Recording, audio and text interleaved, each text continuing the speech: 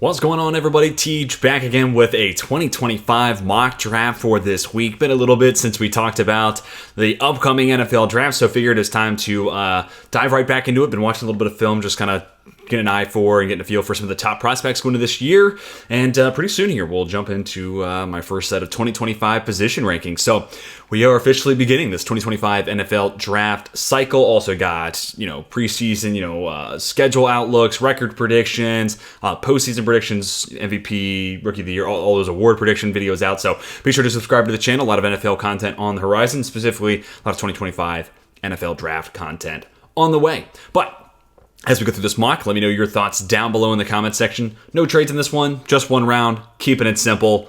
Let's kick things off with the Carolina Panthers taking James Pierce at number 1 overall. I think right now, considering where he's at, freak athlete, ideal frame, and the fact that he's winning just kind of off of that, not to say he's nowhere in regards to being like a polished pass rusher. There's a lot of work to be done there though. But he's still winning, So this guy with, an offseason in Tennessee, if he showcases he's starting to figure it out from a move set, from a hand placement standpoint, yeah, it's going to be hard to argue that he's not going to be like a top 5, maybe even top 3 pick. And, Carolina, fresh off the Brian Burns trade, I still think this is the direction. I thought about Will Campbell here, but, if Ikem Ekwonu, if they had a different center option and we could move Icky to guard, maybe that would be the best thing for it. But you'll hear me say this a few times throughout this. It's tough doing mocks this far out because there's pieces in place for these teams that I think is going to work out, but I don't know for sure.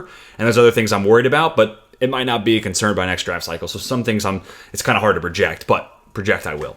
But Pierce is the number 1 overall pick to Carolina. And then speaking of Will Campbell, I'll have him be the number 2 overall pick to New England. Similar start to my last 2025 mock. New England needs a left tackle. Will Campbell, I'm not going to call him Joe Alt. Let's see what LSU and, what his play is like this year. But a lot of similarities, big guy. He's 6'6", so not quite alt size, but big guy, tons of strength. And him and Banks this year, it's kind of where we were about a year ago with Alt and Fashanu, where I think Alt could play in a zone scheme, but if you were telling me you get to pick gap or zone, I prefer Alt in a gap. And the further we got in the process, and play strength was already a concern for Olu, then you get the small hands. So, could he survive in gap? Eventually, I think, yeah, and maybe even as early as his rookie year, who knows.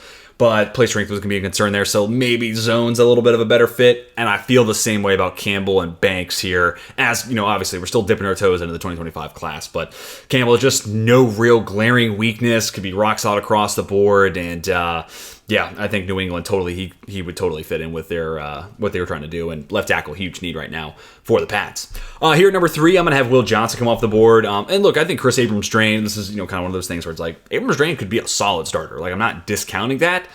But also the idea of Pat Surtain plus Will Johnson is very alluring to me. So Will Johnson, one of the best corner prospects that I've seen in some time, man. He's got it, man. Ton of playing under his belt already. Ideal size, good athlete, can do it.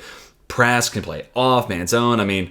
Just a great feel for the position. A really polished guy, and been playing since he was, really first stepping onto the scene at Michigan too. So that goes a long way, and because of that, he just feels so much further along in his development cycle for where he actually is in regards to just in a college career. He's just so well advanced for that. So the idea of him and Surtain, really, really fun idea there.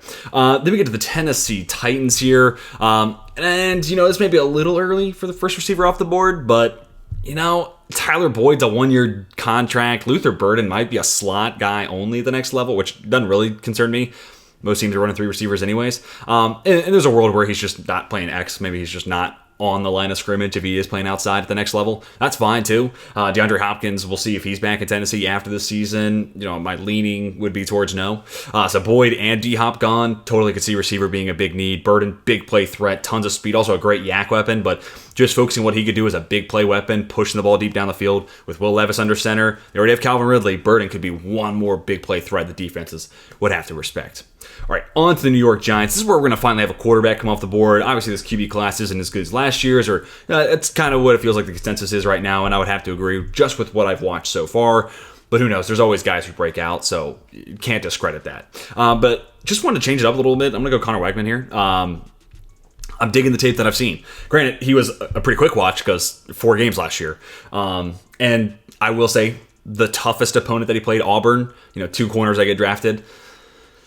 That's probably his weakest game, almost certainly his weakest game. And then some of the other teams he beat up against, they're not great. They're not going to stand toe-to-toe with SEC talent, So it's a small sample size. There's a lot to like. The pocket presence is fantastic. He has a little bit of a baseball windup, a little bit of Brock Purdy, kind of elongated windup, but flies out of his hand. I almost do wonder if he has a baseball background. I'll have to do some digging into that further we get into this, and obviously I'll know by the time we do my QB rankings, but it kind of feels like he might, and former baseball player here, so maybe I'm just seeing it because it's my background.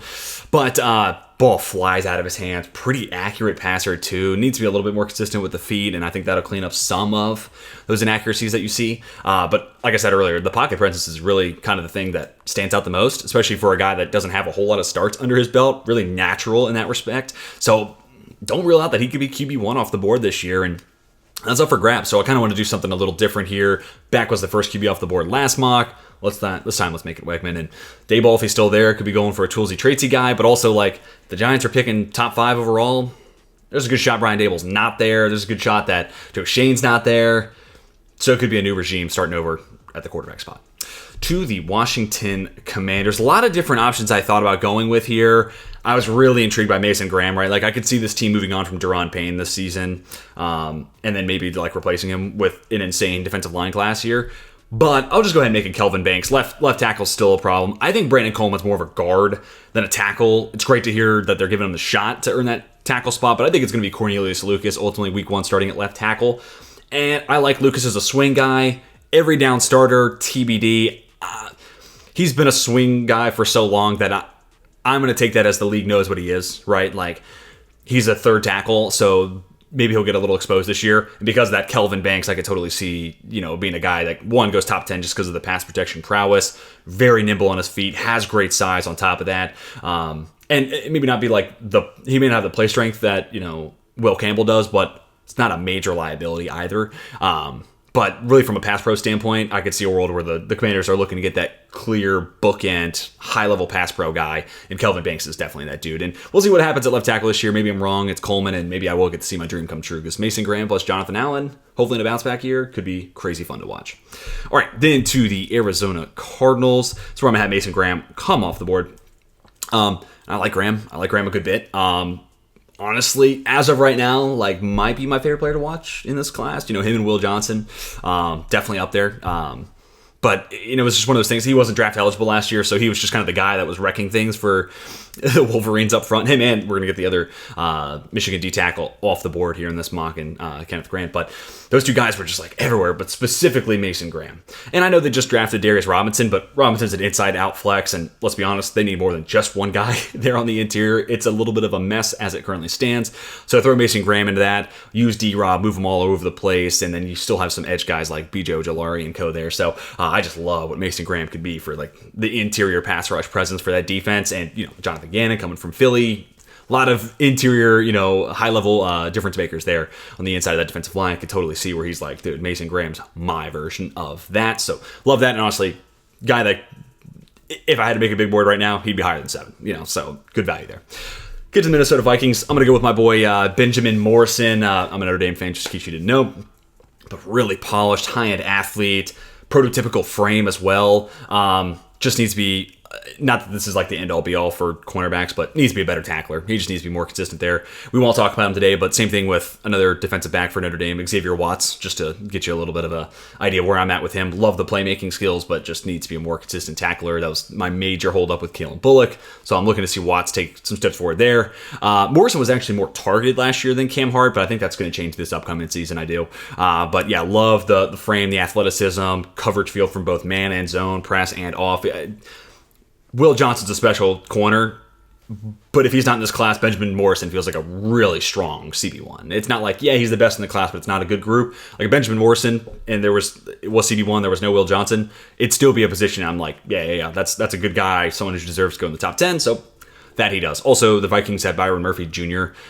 Last year of his contract. Caleb Evans, still kind of an unknown commodity. I like Mekhi Blackmon, but unknown commodity as well, so definitely could be a spot they're targeting, especially if they're picking top 10 next year.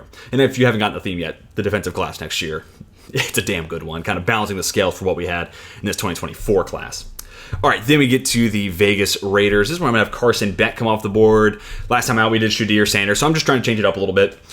They could go another year with Gardner Minshew, but I think this year we're going to just have the same song and dance kind of play out. Aiden O'Connell, not a bad fifth-round guy, but not a long-term answer. Gardner Minshew, not terrible, doesn't make a whole lot of money, so he's like viable, but not a long-term like cornerstone piece. So I think they'll go back to the drawing board. And we'll see. This is going to be a big year for Luke Getsy, man. I could see him being one and done in Vegas if it's really rough. And I don't really think either one of those guys, like, again, I say this all the time with Getsy. Was it Fields holding him back? Was he holding Fields back in Chicago? I don't know. But Gardner Minshew and Aiden O'Connell are starkly different quarterbacks than Justin Fields. So we're going to find out some more about Luke Getsy this year and what he's actually all about. I actually like the run game stuff that he can draw up, but it's the pass scheme that's like leaving a lot to be desired there. So maybe he makes some strides this year. I could also see a world where they do change OCs to kind of fit a quarterback they like. So I'd be really interested to see if they did move in that direction. Specifically, if they do go quarterback top 10, like a Carson Beck who doesn't have a whole lot of mobility, who would be that play caller that they have in mind? Like that'd be kind of a fun, hypothetical or kind of a what if scenario to kind of get my brain thinking about a year in advance. But we're going to have Carson Beck be QB2 off the board. I don't think it's unseen or impossible that there's two quarterbacks in the top 10 just because of the position and the value that it carries. But it's going to be a big college football season because if these guys don't step up, it might be a while before we hear a quarterback's name off the board. Shades of like that 2022 class with Kenny Pickett. All right, anyways, let's move on to Seattle. After that long diatribe, I'm going to go with Harold Perkins here. This was tough. I thought about a few different guys here. Deion Walker's kind of a fun one. Leonard Williams, I know they just gave him that extension, but there's some cap savings that could be had next year. Thought about Nick Scorton here, who right now one of my favorite edge rushers in this class for sure. And yeah, if I had to make a statement here, probably edge 2 behind Pierce. But that being said, I am actually going to go with Perkins here because a lot of those linebacker deals are 1-year contracts. He's a little light, so I'm anxious to see how he plays the run this upcoming season at LSU, but also just a freaky athlete and an impact rusher too. So it'll just come down to what Mike McDonald wants to use him, for. Does he want to use him as a blitzer? Does he want to line him up at the edge when, possible? And then what does he look like as a run defender this year? Because if he's getting bullied against the run, he's going to go for, no matter how good of an explosive athlete and pass rusher he is, teams are going to have a hard time swallowing the pill that he's just a major liability against the run. So he needs to step up there this year for LSU. Needs to add a little bit more mass, in my opinion. But really versatile linebacker, a crazy twitchy athlete that's been making plays for LSU since his true freshman season. So I don't rule out the top 10. And I think Mike McDonald, this could be a good place for him to go and let a schematic genius just have fun with him. Kind of like different positions, obviously, but just like how he used Kyle Hamilton in a little bit of everything. I'd be curious, obviously, different role, different, I'm not saying one-to-one here, different role, but I'd love to see how many different ways he would use Harold Perkins. Anyways, let's leave that and get on to New Orleans Saints. I'm going to go with Tetairoa McMillan here. Him and Burden, I totally echo the thoughts of the college football podcast, the PFF college football podcast. I think it's 1A, 1B. Burden, smaller, but awesome yak weapon, big play threat, better athlete. But again, slot only or smaller outside guy versus Tetairoa McMillan, who's got that bigger frame. He's going to catch the Drake London comps, maybe some Mike Evans comps for people who really like him. And it's just a different style receiver. So it's kind of 1A, 1B for what you want. McMillan's going to be the prototypical guy who can play the X. You're not asking Burden to do that. And with Michael Thomas gone, I just think this is a really nice compliment for a couple field stretchers on Olave and Rashid Shaheed. Olave can do some intermediate stuff, but then McMillan underneath, yards after the catch, intermediate. Olave comes in intermediate to deep, and then Rashid Shaheed, yards after the catch, deep play threat. I really like the idea of that trio coming together in New Orleans. Obviously, this is with the caveat of they're okay with their quarterback situation. We will see how this plays out this upcoming season. Then we get to the Tampa Bay Buccaneers. This is where I'm going to have Travis Hunter come off the board. I am thinking of him as a corner who can do a little bit at receiver. And kind of both of those things are things that I could see Tampa Bay kind of wanting. I think they could use another corner, especially after this Carlton Davis trade, right? So go get a first-round talent, super explosive athlete, really solid ball skills, prototypical frame, highly touted recruit, got all those boxes checked. And then here and there, he's a very different receiver type from Chris Godwin and Mike Evans. So you could get kind of creative. And I know they just drafted Jalen McMillan, which, funny enough, is related to Tetairoa McMillan, who won a pick before this. But, so you don't have, you don't need Hunter. He's not like he's immediately your receiver 3, but that's kind of perfect, right? Let him play corner and then 10 snaps a game. Let him play some offense. See what he can do as a receiver. could be a lot of fun there, and it kind of, again, nice compliment for the three guys that are leading the way there in that Tampa Bay receiving room. All right, next up, Indianapolis Colts. Lazy pick here, hand up, I admit it. Colston Loveland, probably the top tight end in this class. A lot would have to change for him to not be tight end 1 by the time we get to the draft, at least in my opinion. But inline blocking, good enough athlete, yards after the catch, you name it, he does it. And with so many mocks last year, projecting the Colts taking Brock Bowers, it just feels right. And I do think this is a team that can get better at tight end, and specifically with what he could do as a blocker. When you have Anthony Richardson and Jonathan Taylor in the backfield, adding, I'm not going to say a 6th offensive lineman, I don't think it's Darnell Washington, but like a pretty solid extension of that offensive line, not fully an extra tackle, but like a nice boost to that, makes that run game that much more potent too. So another weapon for Anthony Richardson, makes that blocking game, or that blocking that much bigger of a strength in Indianapolis for guys like Richardson and Taylor. So I like that a ton, but it's a lazy mock, and you're going to see a lot of that in early 2025 mocks.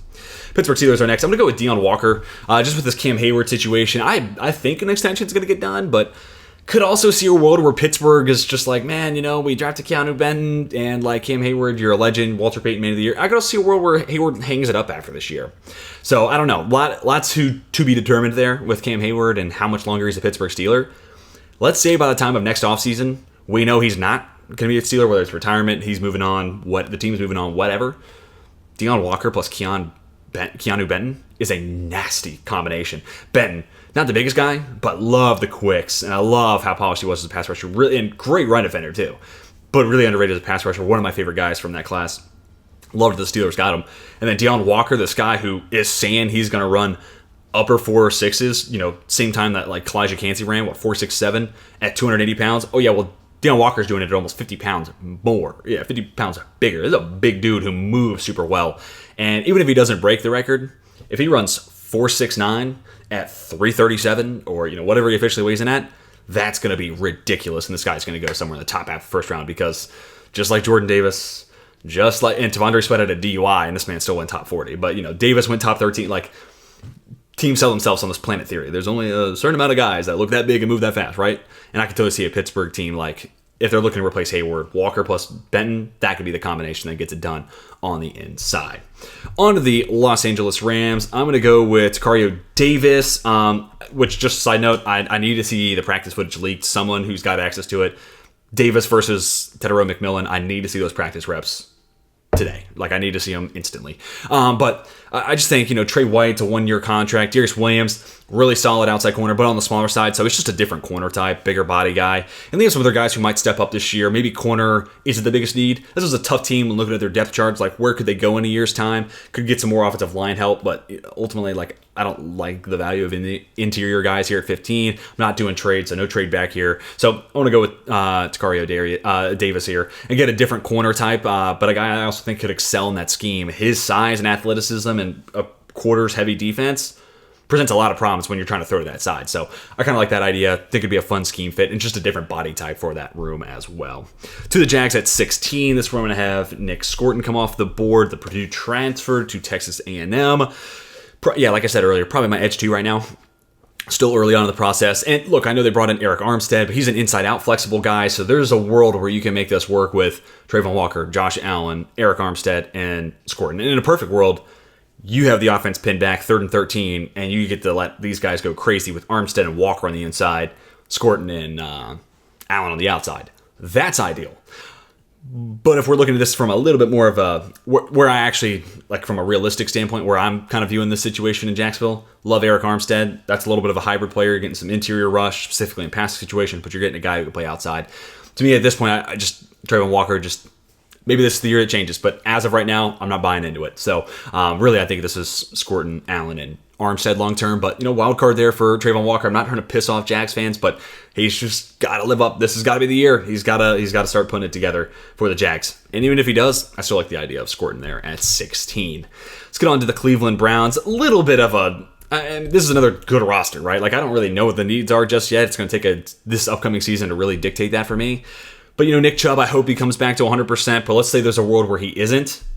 I'm going back and forth with Quinshawn Junkins and Ashton Jeanty as my top running backs. Both these guys are this running back class is good. And spoiler alert here, there's not going to be a whole lot of running backs in this mock draft, which kind of kills me because I am getting excited watching these running backs. but it's just the value is going to be tough to sell, especially when it is a really good class and you could wait an extra round and still get a good dude. So it's going to be a fun conversation. So I don't know if the Browns will do this. They're very analytically driven. I doubt they'd use a first round pick on running back, but I've been wrong before, and maybe there's a world where they trade back and do this. And this is also hypothetical that Nick Chubb isn't a monster all over again. Like, I could see him bounce back from injury. He's done it before and became maybe the best pure runner in the NFL.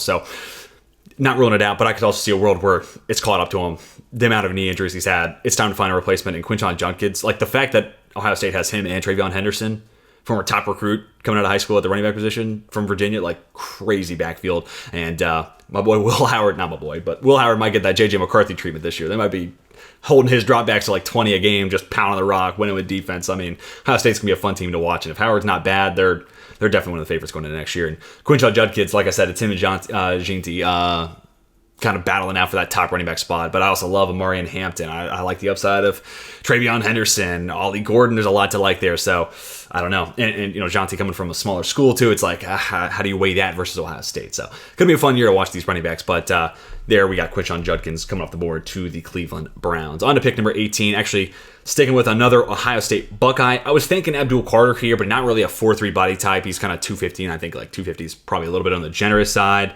So I'm going to go Jack Sawyer. I think he'd be a little bit more of a prototypical 4.3 end, still in the right now, still kind of adding mass and size. So again, we'll see what these guys weigh in at the combine next year. But I think there's a better shot of Sawyer kind of fitting that old school 4.3 than Abdul Carter. But I also think this is the year where Jack Sawyer breaks on the scene. Like, I think this is the year where he becomes a household name beyond just like Columbus, Ohio, and Ohio State fans. But 5-star recruit, twitchy athlete. Like when he first was there, like he was kind of like a designated QB spy, which to me was like, dude, Ohio State is like so, I don't want to say desperate, but for lack of a better phrase, desperate to get this guy on the field because he's just one of their best 11 athletes on the defensive side. Like, they just had to get him on the field as soon as possible. That to me says like this dude has got a huge ceiling, and I think we're starting to see that pass rush profile come together. The last 4 games at Ohio State last year for Sawyer were really solid. Already a pretty good run defender, like the athleticism. Could totally see him being that long-term Montez Sweat replacement there in Chicago. On to the Los Angeles Chargers. This is where I'm going to have Abdul Carter come off the board. I just read a Bleacher Report article that floated out a Joey Bosa trade, but you look at Bosa and Khalil Mack's contract. I'm assuming Khalil Mack, this is his last year in LA, and Joey Bosa has a good case for it probably being his last year as well. So you could be staring the Chargers in the face next offseason with no real leading guy in the edge group other than Tuli Tuipulotu, but his role has been limited because he's been behind Mack and Bosa when they're on the field. But I like Tuipulotu. What we got to see last year is solid, so could see them looking for one more edge guy. Abdul Carter, freaky athlete, and if they're going to go more 3-4, I think that's more of his spot. Now obviously you're going to get into nickel in your pass situations and dime and whatnot, so big year here for Abdul Carter. Really excited to see what he looks like full-time at edge rusher. Been playing off-ball linebacker, now he's playing full-time edge. Big year for him to prove it. Could totally see the Chargers are looking to replace both Bosa and Mack next year, and Carter's a step in the right direction. All right, let's get on to the Houston Texans. Going back to Ohio State once again. I'm going to go with Emeka Egbuka, and simply, it's just a 1 year of the Stephon Diggs experiment. They could totally re-sign him. They're kind of first in line, right? They're in the polling position to get that contract worked out.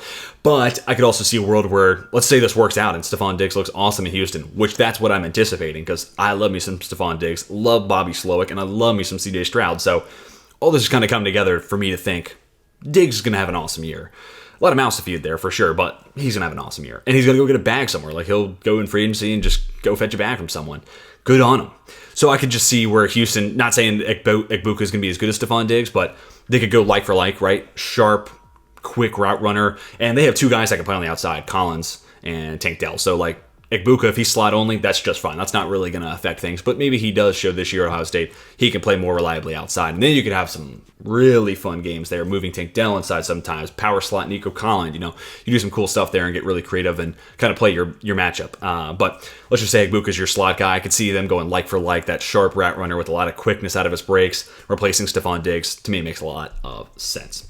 All right, on to the New York Jets. I'm going to go with Emory Jones, and just for reference, he is not an interior offensive lineman. Neither is Jonah Savannah here that we're going to talk about later on, but Emory Jones plays right tackle for LSU, and I'm going to make it back-to-back first-round picks used on tackle for the Jets. But Morgan Moses last year for his contract, he's also 33 years old, so not a long-term piece. So Emory Jones, man, light on his feet, big dude, tons of power working downhill. Also, you see that power when he's anchoring in his lower half. So, yeah, I just think you refine the hands a little bit and clean up some potential anticipatory like penalties. There sometimes these tackles just guess wrong and they just grab. So just work on that, and maybe not being too quick to make that.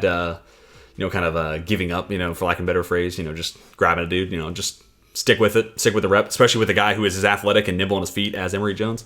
But basically, just more reps, and I think this guy could be a first rounder for sure. So, really fun prospect, and I'm already putting him in the first round mock. So, I'm anticipating this is the year where we see even more growth and all those athletic traits plus his size. Yeah, puts him in the first round.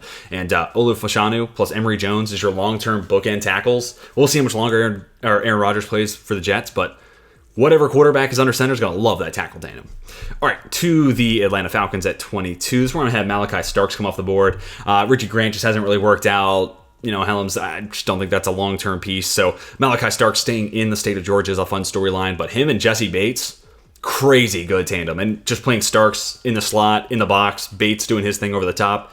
That's an awesome tandem there. And the defense still, I think, could be worked up. Really interested to see Raheem Morris and his touch and how much he gets out of guys who have maybe been a little disappointing or we haven't really seen a whole lot of in years prior. Sometimes that just change in the DC/head coach and the energy and sometimes you just get a little bit more out of those guys. So I'm ready to see how much more juice Raheem Morris can squeeze out of these guys. Pause. But Malachi Starks plus Jesse Bates, that's an insane safety tandem, and you can use Starks in a lot of different ways. So I would love that fit and a good value there at 22. This is going to be one that probably rubs people the wrong way, but I'm going to have the Miami Dolphins take Shadir Sanders. Look, Trevor Lawrence just got paid $55 million a year. It's just 5-year contract, $275, $55 a pop. Like it's a big number. And if you're Tua Tagovailoa, you're next in line. Him and Jordan Love, that's the number you're asking for. And I don't blame them. Like, if I was them, that's the number I'm asking for. But if I'm completely honest, I'm not paying Tua more than 30, 35 million a year. I'm just not. I'm not. Like, I don't want him making the same amount of money as Daniel Jones. And I think he's better than Daniel Jones. Don't get me wrong. Check out my QB rankings if you think I'm lying here. I think he's better than Jones. But he's a good quarterback, and he's a good fit for that scheme. I'm just not going to pay him great money at $40 million a year, nor exceptional money at $55 million a year. So I would just pivot and go in a different direction. And I think Shadir Sanders is a perfect fit, right? Like, in a lot of ways, a lot of the same skills. Great processor, very accurate. The arm strength isn't going to wow you. I think Sanders probably has a little bit better of an arm than Tua. And then, pocket presence is a huge question mark for Sanders, but I also think dealt a bad card with that offensive line last year at Colorado. I think he'll improve, and he'll show that he can get rid of the football quicker, and he's going to take less sacks this year with Colorado. So he could have definitely gone higher than 23, but we got to the stretch of teams with established quarterbacks. To me, Miami's quarterback situation is not established, and frankly, if Tua's asking for anything 40 or more, I'm good. I'm out. Go get that bag somewhere else. Wish you the best of luck. We're gonna go look to find a replacement, and I think Shadir Sanders, really nice scheme fit. So, Dolphins fans, let me hear it. I know you're gonna be hating on this, but let me just hear it. Just give me a respectful take for why you think Tua is worth that money, or what you think ultimately ends up happening. Do they come to an agreement on the Geno Smith, Baker Mayfield type contract? Because maybe then I can see a world where that makes a lot of sense to stick with continuity. Anyways, let's talk about the Green Bay Packers up next. And I'm going to have the Pack take cornerback Denzel Ward. Eric Stokes, this is a big year for him, hoping for a bounce back. I do think the scheme fits him a lot better. That being said, the scheme also fits Denzel Burke really, really well. Love his man coverage skills, prototypical size, high-end athlete. Could have been a potential first-rounder had he come out in last year's draft, which is what I was preparing for. He, as well as Emeka Egbuka, another guy who maybe a fringe late first rounder, early second, loaded receiver class. Good on Egbuka for going back. Both those guys could have been in the mix and relatively high, draft picks. Both could have been top 50 picks for sure. But they both go back to Ohio State, and now they got a big prove-it year. Like Burke, if he balls out, like he could work himself in that Benjamin Morrison, Will Johnson conversation. Like he could be in that he could make it a top 3 cornerback spot. And Egbuka with a big year, getting back on track like he was in 2022, he could be, working himself in that, top 3 conversation, Burden, McMillan, and then Egbuka, guys who were all very different, just like Burke to those top 2 corners. So big year for them, but I could see Burke going a whole lot higher than this because of that. But let's say Eric Stokes doesn't take that step forward. Denzel Burke, boom, there is your upgrade there at outside corner. I do think Javon Bullard can play slot, but he also can play some strong safety. So I kind of thought about nickel corner here, but I think Bullard's going to be playing that spot. But if he ends up playing box safety, nickel corner may become something I start mocking to the Packers. That'll also depend on Eric Stokes this year for sure. To the Dallas Cowboys at 25, I'm going to go Trey Harris. Brandon Cooks just getting up there in age. And for a guy who wins primarily with speed, you start looking at that age and you're like, when's it gonna fall off, right? And Trey Harris, man, I could see a world where, Burden's a big play threat. He's going to put up some crazy numbers in Missouri, don't get me wrong. But just because, Jackson Dart, solid quarterback, really nice throwing motion, and that Lane Kiffin offense, I could see a world where Trey Harris leads the SEC in receiving yards. I don't think I'm crazy for saying that. I think Burden's a better player right now. I would take Burden before Harris. But just because of the offense, Harris could be the guy who kind of steals the show there in the SEC. And also a little bit bigger too, 6'2", so that could weigh into this a little bit as well. But I just see this as your big play Brandon Cooks replacement here, and definitely could be a guy who works himself in that first round. I also thought about the 2 Oregon receivers here, Evan Stewart, Tess Johnson. But frankly, neither one would go in this first round. They're both too light for me. That was my major issue with Troy Franklin. I have concerns about it for both Evan Stewart and Tess Johnson. So let me see what they look like this year at Oregon. Let me see what the measurables ultimately kind of weigh in at. And then maybe I'll start sneaking them in here to these mocks. But I like them as route runners, and I like the athleticism. I'm just like 164, 171. Like that makes me really, really nervous. All right, next up, Philadelphia Eagles. I have JT Tuimoloau come off the board. Tuimoloau. I think I said this in my last mock. This would be a perfect Brandon Graham replacement. And they keep bringing Graham back on these one-year deals. And Eagles fans are probably tired of hearing me say this, but at the same time, the man can't play forever. They're going to have to replace him. And I think they've gotten like for likes, right? Moving on from Hassan Reddick, but getting Bryce Huff, that's a like for like move that I like a ton. But eventually they're going to have to replace Graham. And I think Tuimoloau, this is your power rusher to replace that. Do want to see him be more consistent in Ohio State this year. This needs to be his breakout year where he flips that switch and he becomes the face and the identity of that Ohio State defense. But frankly, if I have to put money on it, I think Jack Sawyer is going to be that guy this year for the Buckeyes, specifically, at the edge rusher spot. But hopefully I'm wrong, and Tuimoloau has that breakout season, lives up to that insane recruiting status, and hopefully he becomes a top 10 pick. I'd love to see that happen. All right, Detroit Lions are next up. I'm going to stick at the edge spot. It's a 1-year contract for Marcus Davenport, so I love me some Princely Umanmielen. One, great name, but also a guy who was a freaky athlete, tons of production at Florida. Now he gets the NIL bag from Ole Miss, and he's headed there. So big prove-it year. If he can back it up and do what he did last year, specifically from a pass rush standpoint, I think he's a first-rounder. Love the frame, love the athleticism, big guy, long arms. Yeah, like a lot of Princely Umanmielen and what he brings to the table there.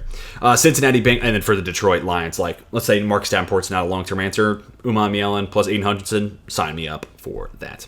Anyways, moving on to the Cincinnati Bengals. This is another one where I love PFF and this mock draft sim. Trust me, Howard Cross is not an edge. He's an interior guy. And the Bengals did just draft, Chris Jenkins to be a part of this D-tackle combo. They're trying to replace DJ Reader really through the aggregate. I think Chris Jenkins is going to be an awesome run defender. I just don't know if there's any more to get out of him as a pass rusher. Maybe I'm wrong. But I could also see a world where you partner him up with Howard Cross, a guy who at college has stopped the run really well because he's super quick and get between guards and centers and shoot gaps and get in the backfield.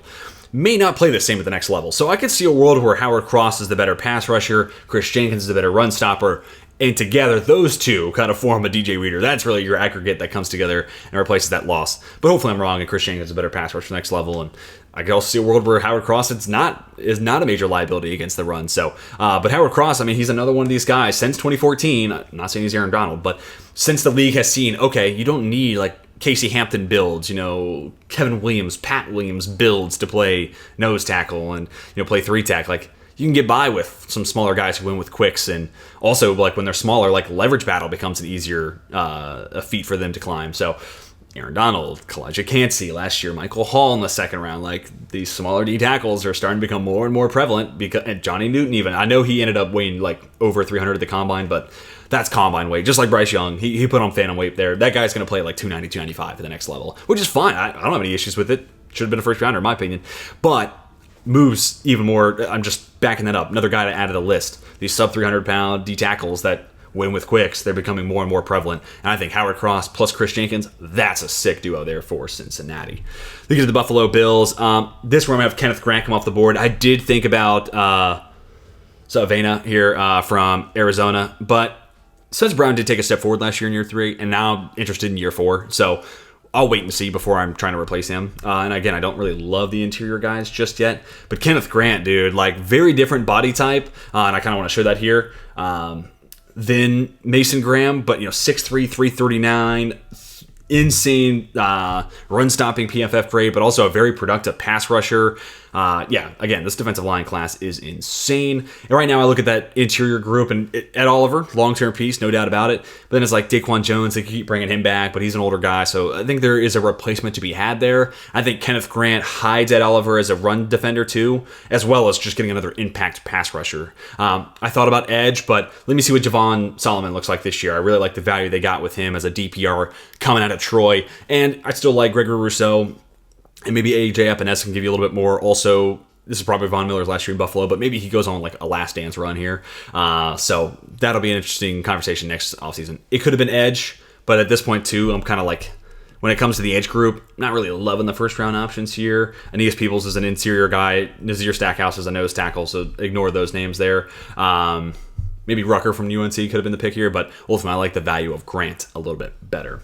All right, to the Baltimore Ravens. I'm going to go with Isaiah Bond. I know they did extend Rashad Bateman, but you look at his cap hit, he literally can be cut at no expense next year. There's no dead cap hit, but his cap hit is, there's no dead cap, but his cap hit's like just north of $5 million. Which that in and of itself kind of tells you, right? Like this receiver market's blowing up and Rashad Bateman's getting like a 3-year, very minuscule extension. To me, that kind of tells me what I think they think of him, So maybe he's in for a breakout season, and I'll eat these words, which I'd love to see that. Loved him coming out of Minnesota, my receiver for that year, in a great receiver class. But I could also see a world where they're like, hey, Bateman's just, he's fine for $5 million a year, but we're looking for someone better than that. And Isaiah Bond, man, natural to position. He's a little on the smaller side, 5'11", but great in the air, very good contested catch skills, can stretch the field, can be used underneath. A really well-rounded skill set. And he's going to Texas, and he's the clear-cut one. So this man's going to have some insane numbers, and he's going to get some production boosts from people who that's where they only care about. But even people who watch the film, I'm starting to hear a lot of people who liked him last year at Bama are like, psyched to see him at Texas this year. So going to be a fun player to watch for sure. And then we get to San Francisco 49ers. I am going to repeat a pick here for my last mock and go with Jonah. Right guard converted into a right tackle. To me, easily could be a first rounder. I really like what I've seen so far. Nimble on his feet. Prototypical size. This is going to be a fun Arizona team to watch. That offense with Noah Fafita leading the way is going to be #fun to watch through and through. Shout out Austin Gale and Mike Renner. But yeah, I also think Saavena, could just be a immediate plug and play. Honestly, upgrade over Colton McKivitz, who's like solid, he's serviceable, he's like league average, but I think Jonah could be so much better than that. And McKivitz on a 1-year deal, so next offseason, right tackle, that's looking like a spot where I think the 49ers should get better, and I think Saavena brings that to the table.